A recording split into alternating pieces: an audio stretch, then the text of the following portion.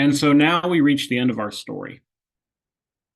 I have taken you on a sort of tour of world history, a tour moving from region to region, from time period to time period, trying to shine some light on this theory that institutions are what matters and that institutions are shaped by material conditions.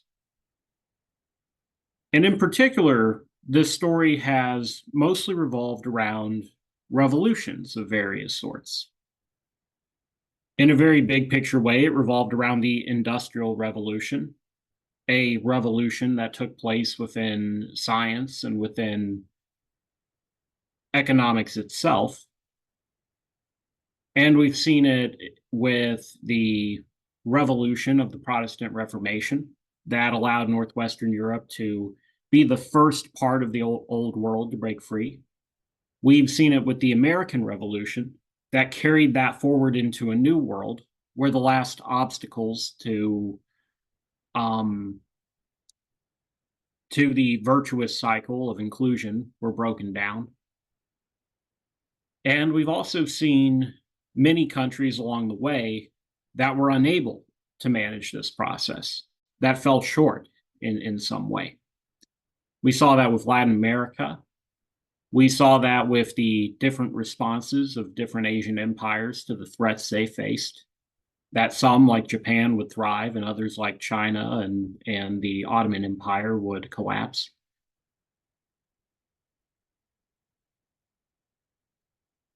And now we're going to turn our attention to the last great revolution in world history. Although really it's two. It's the revolution that created it and it's the revolution that tore it down. But we'll talk about communism.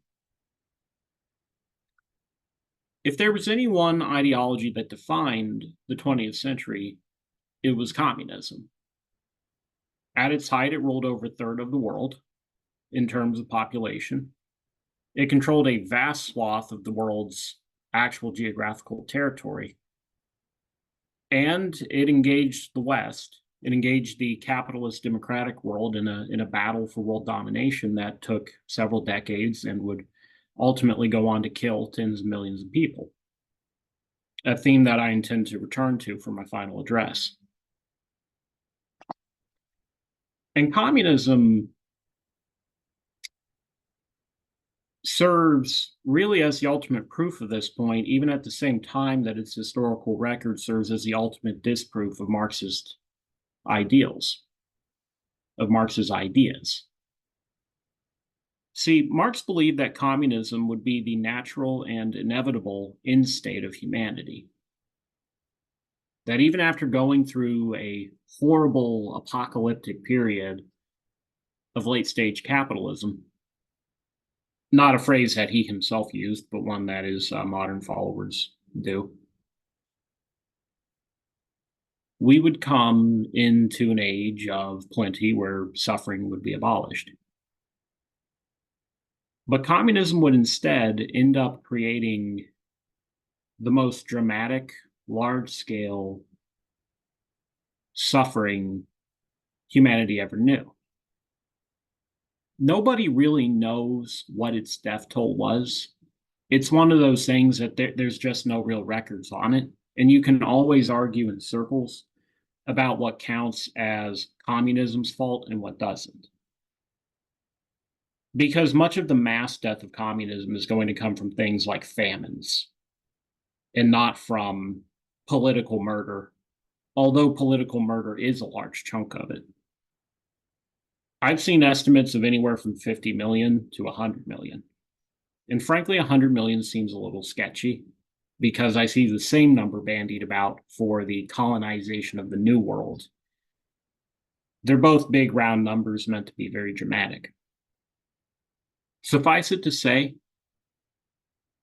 it's generally taken for granted that communism killed 30 million people in China and 20 million in Russia. That leaves another 50 million to spread out among other countries, or to add to the toll in those two countries.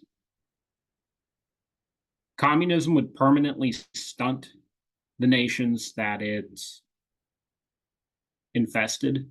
It stunted many of them politically, where even after its fall, they tend to remain dictatorial, and it would stunt them economically, where they tend to remain poorer than their Western capitalist equivalents. It did a great amount of damage culturally to every society that it imposed itself on, in the form of things like state atheism, where religious believers were denied the right to practice their faith. It did it in the form of undermining people's trust in each other, of driving a wedge between people due to the threat of surveillance,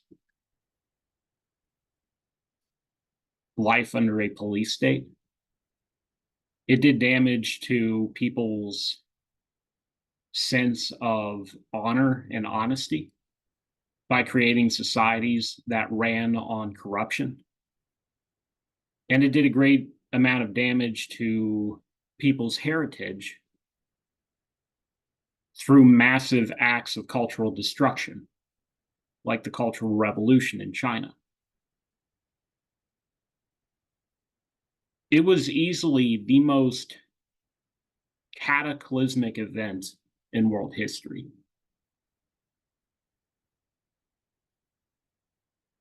In the United States, the 20th century tended to be remembered as a period of triumph, incredible progress.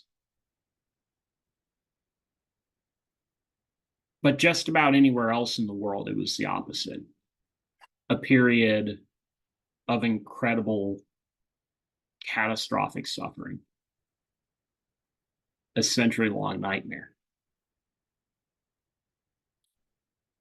And what's odd about it, and what links it back to our main topic, is that it was never supposed to go that way. Because the communist movements never promised to create a blood-soaked dictatorship. They were supposed to be democratic.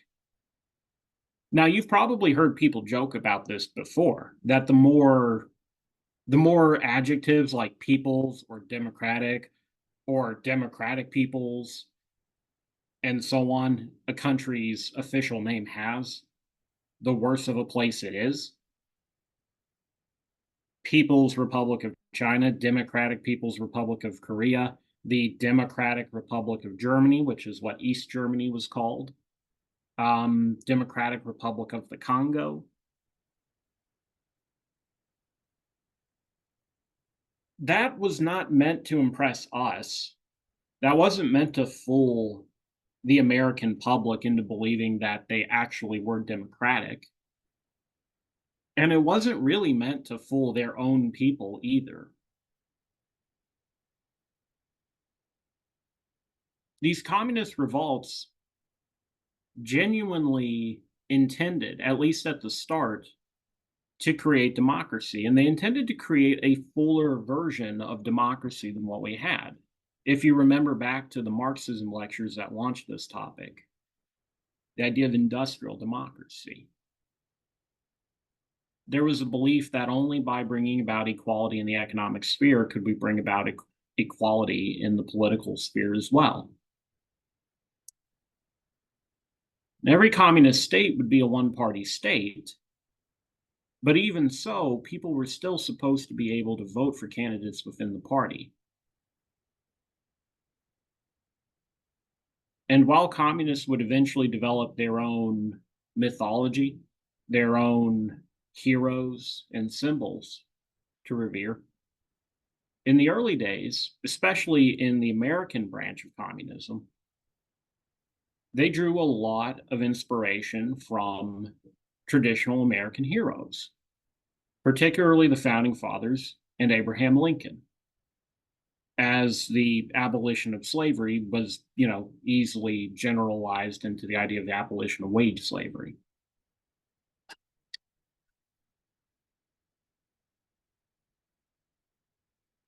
Well, we're going to talk about how communism failed to live up to that and why it was, ironically, inevitable that it would have failed. Now, one thing to keep in mind is that communist revolts pretty much always happened in hellholes. Countries just simply did not have successful communist insurrections unless they were already terrible places to live. There actually was fairly powerful communist movements in the Western world. In the immediate aftermath of World War I, Germany had a communist insurrection. That played a direct role in the rise of the Nazis later on. In the United States, we had our forgotten communist insurrection at the Battle of Blair Mountain. Well, it'd be more accurate to call it socialist, but the Union movement was heavily influenced by communism. But the only places where you could get a large enough mass of people to actually pull it off were very, very backwards failed states. And in particular, our two big superpowers we're going to focus on were Russia and China. Russia was a slave society. They had serfdom, but unlike in other countries, their serfdom actually was just like chattel slavery. It was not legal to sell people, but they did do it. The law went so unenforced that noblemen would actually have postings in the newspapers advertising that they had a peasant that they wanted to sell. Who will make me an offer? See, in Russia, now their serfdom isn't quite going to look like the American plantation because the land holdings are much larger. The median slaveholder in the US owned one slave, and a very, very small percentage of the slave owning population actually had a plantation with closer to like 50 slaves. In Russia, noblemen are going to own them in the thousands, tens of thousands even. And in Russia, because these properties are going to be so large, they're going to have essentially entire villages of nothing but serfs.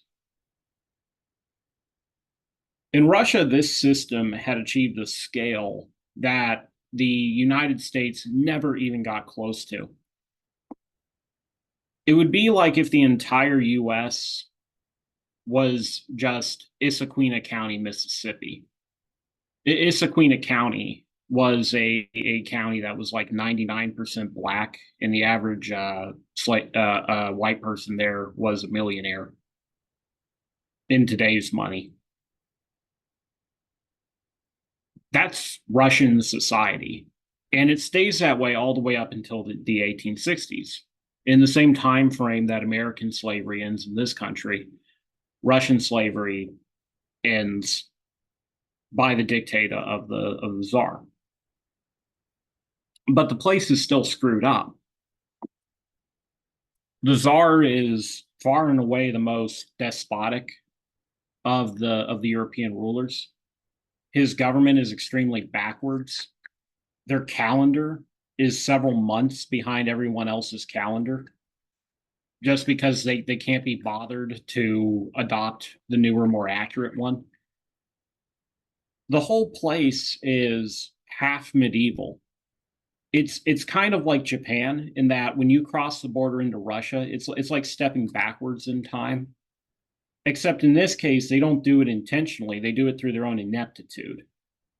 Because Russia is engaged with the rest of the world, but it has such an authoritarian and regressive attitude that the place is incapable of making progress on its own. And by the end of World War I, when every other European empire had developed a constitutional monarchy of some sort, or had gone Republican, as is the case with France, The Russians still have a de facto absolute monarchy. They adopt a constitution after revolution, but it doesn't stick. The czar just keeps ruling like a dictator. And this is where the Soviet Union emerges. Even though the Russians were on the winning side of World War One, they get the absolute tar beaten out of them by Germany. And so they sign a separate peace treaty. They back out of the war before, everyone else does.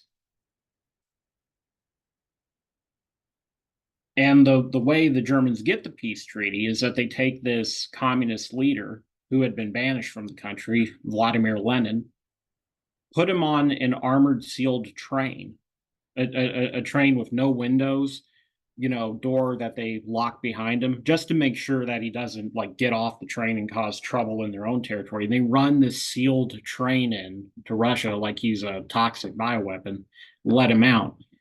And Lenin organizes the October Revolution, that brings the Bolsheviks, the Communist Party, to power.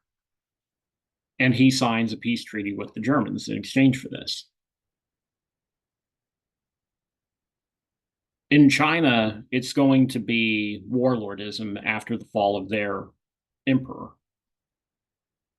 The state, under that century of humiliation, they have constant civil wars. They're constantly getting invaded by the Europeans as a consequence of their civil wars. And eventually the military, the ruler ends up kind of proving the whole point about technology, because he allows the military to reform itself, adopt new technologies, and then they immediately turn their guns around on the emperor, force him to step down. And the Chinese try to create a federal republic modeled after the United States. Their leader is a man named Sun Yat-sen, who had been kind of educated in the U.S. by a Tennessean Protestant missionary, funny enough. And Sun Yat-sen wants to turn China into an Oriental America, but he doesn't have enough political power to enforce this on every little general in the country. And so the place falls into warlordism. They call it the warlord era. Every colonel or general who can get a few troops behind him goes and basically makes himself the dictator of his own corner of the country, and they stay at war with each other 24/7 until eventually, in the aftermath of World War II, the communist warlord Mao Zedong, Chairman Mao, unifies the country by force and creates what we know as today's China, the PRC. But China was like Africa levels of poor when this started. Their government had totally collapsed. The country was on fire all the time, between the Europeans, the Chinese themselves, and the Japanese running around rampaging. There was no civil society. It had already fallen. And then, if you look at a map of where communism spread, you'll notice that it's in the third world, right? You don't have any of them in Europe. You don't have them in North America. The closest thing you get to a white non-Eastern European country adopting it is Chile. And they're not actually communist, but they elect a communist leader in a fair election, and then the CIA kills them. It's mostly spreading in certain corners of Latin America, and especially in Africa and Southeast Asia. Places that had very brutal, very exploitative European colonial regimes. Places that had a very large native population that was able to, that the Europeans were able to effectively enslave, whether they called it official slavery or not. They use them as forced labor, and they create governing institutions that reward nothing but pure extraction. Plunder a country as much as you can, as fast as you can. There's often a misconception among American conservatives that colonialism was good because the British built railroads. And it's like, yeah, they built railroads from the tea plantation to the port, and then they didn't do much of anything else. Oftentimes, where colonialism did leave some kind of benevolent legacy, it was the work of private missionaries that did it, because the private missionaries are the ones that actually try to go in and like teach people how to read and give them, basic welfare, alleviate poverty. Then get these revolts happening in hellholes. And what emerges afterwards? Well, like CGP Grey would predict, another hellhole. Because the nature of the country didn't go away overnight. In Europe, they have, and Latin America, they have a much more brutal and extended, agonizing transition to capitalist democratic society like we have, but they do manage it. And the problem of communism is going to be that not only does the revolution itself have a tendency to be subverted by the existing power structure, but it's actually going to reinforce it intentionally. Because when the communists create their command economy, it's all going to be very top down and centralized. Their entire approach to running a country is to give all power to the government, give all power to one political party. They remove as many keys to power as they can, and they're also going to stifle dissent as well. In communist society, they're going to end up practicing communism more like it's a religion and a theocratic government than their supposed scientific socialism.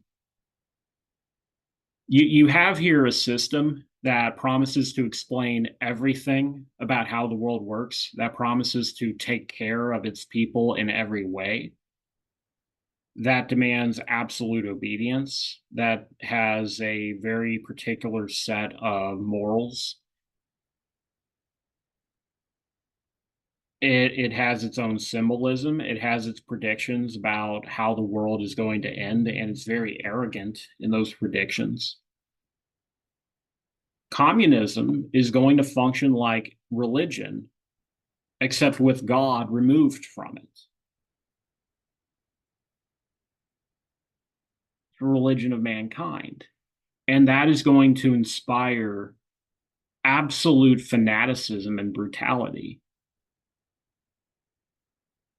Because when these people view their system as being like the ultimate truth, and those who stand against it are standing against the inexorable flow of history,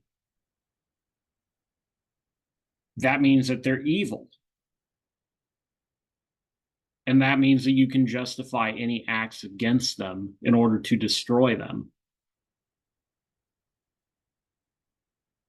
All totalitarian societies develop this way. It's just that communism was the particular totalitarian system that managed to propagate itself. Fascism was too belligerent. It picked fights with too many of its neighbors and ended up getting exterminated. Communism tended to spread more through subversion, less by invading neighbors and imposing it, and more by sponsoring local insurgents to conquer land.